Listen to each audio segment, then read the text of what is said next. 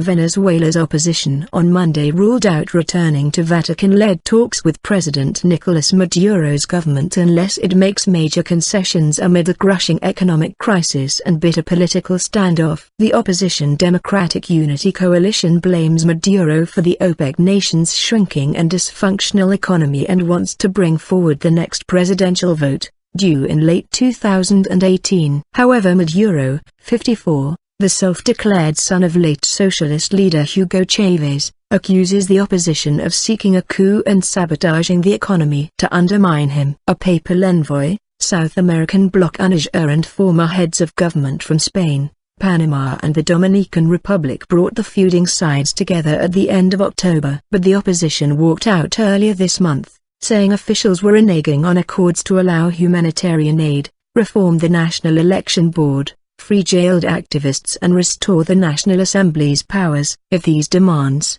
have not been satisfied by January 13, obviously there will be no conditions to re-establish dialogue, said coalition head Jesus Torrealba, referring to the next potential date for talks mooted by mediators.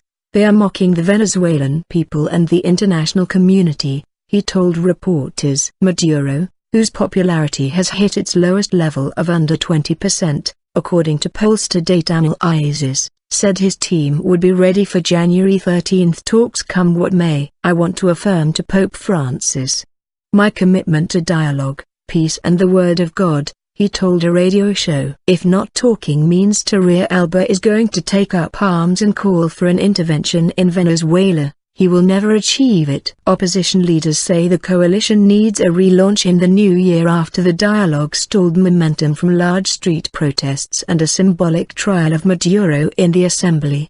The president has threatened that the opposition-led legislature may not exist much longer. The government-leaning Supreme Court has ruled it is in contempt of the law. Hardline opposition leaders are pushing for a civil disobedience campaign, but moderates believe that could lead to more violence and play into the government's hands by allowing Maduro to depict them as irresponsible troublemakers. Opposition protests in 2014 led to 43 deaths and the marches this year have resulted in clashes with security forces. Venezuela's 30 million people have had an austere Christmas, with many unable to afford traditional meals, presents and holidays at the beach. Inflation in Venezuela is the world's highest and many products are scarce.